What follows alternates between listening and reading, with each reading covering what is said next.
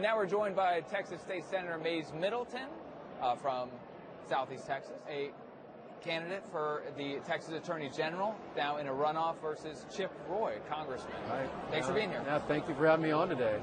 You're in a runoff, a May runoff against Chip Roy. What do you have to do to win? Are you satisfied with what happened in the first round? I came in a decisive first place. Right. I'll tell you, all the way up until maybe February, maybe Election Day, Chip Roy was saying that he was going to win without a runoff, and if he didn't, he was going to be very close at 48 or 9%.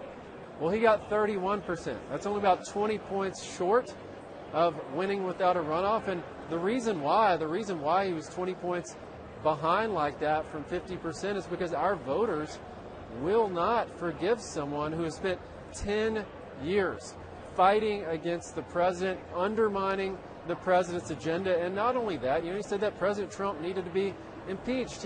He sided with Liz Cheney against President Trump and said that she needed to be commended and not condemned. And, recently, this past December, he actually offered an amendment to allow these radical transgender surgeries on children. And it's funny to see this where politicians like Liz Cheney and Chip Roy are suddenly surprised when their record of President Trump fighting him comes back to haunt them. What do you think of the criticism he makes of you for, I'm paraphrasing here, but he has called you somewhat like a rich kid with no experience? What do you think of that argument from him? The number one thing that must be done in the AG's office is defeat the left. And I have the experience doing exactly that. This is a show me, don't tell me business, right? I took on the left's radical gender ideology. One, passed the Save Women's Sports Law, the women's privacy law that kicks perverted men out of women's private spaces, defeated the atheists, got prayer and the Ten Commandments back into our schools. Also took on our foreign adversaries, stopped China from buying our land, and designated cartels as terrorists, and fighting Islamification and Sharia law. This is about proven conservative results, and this is an executive level position, right? District attorneys, prosecutors, that's in the judicial branch.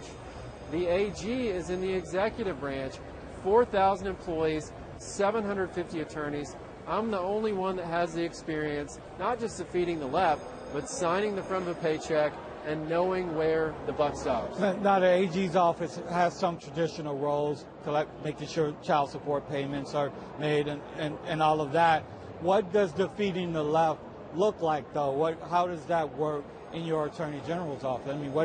What I'm already doing, and look, the Ten Commandments example is a good one. Right now that's challenged, and it's before the Fifth Circuit in New Orleans. The Louisiana Solicitor General and the Texas Solicitor General are arguing the case here a few weeks ago, and that's exactly it right there, where they're saying, the left is saying that it's harmful to display the Ten Commandments in classrooms. And I ask, what's harmful?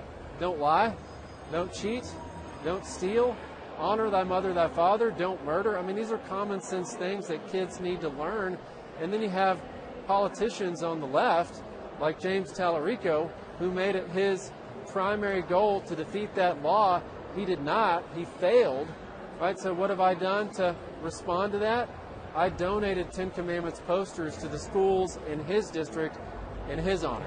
Are you concerned at all about turnout in May, getting your supporters back out to the polls? That's always a challenge in a runoff, especially in a month like May.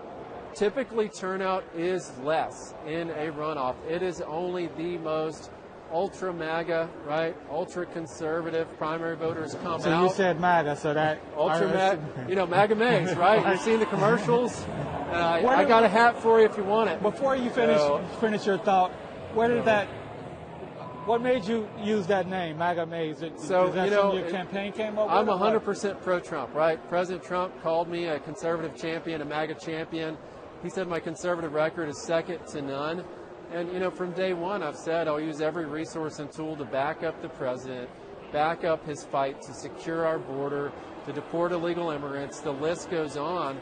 And look, I am the MAGA candidate in this race. Aaron Wrights, who was my opponent in the primary, right? A lot of MAGA supporters behind him, and he endorsed me. He went all in. He said the reason why is we got to have an AG that backs up the president. We got to have an AG that will fight the left, and we got to have an AG that will win. And Mayes has done all three of those things, so I'm grateful to have Aaron Reitz's endorsement here in this runoff. Are you concerned at all about any headwinds the Republicans may face nationally that could impact Texas? We saw what happened here in Tarrant County with Senate District 9, right? It was a long time, 40, 50-year Republican state Senate seat that flipped to the Democrats. We've got to be vigilant. That's what we talked about here today at CPAC. We need our Republican voters to turn out this November.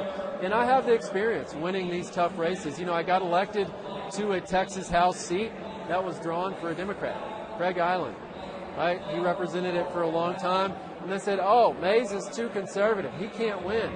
I won by 56% of the vote. And then in 2020, presidential year, those are typically tougher years. I grew that margin to over 60%. I have the experience winning these tough races.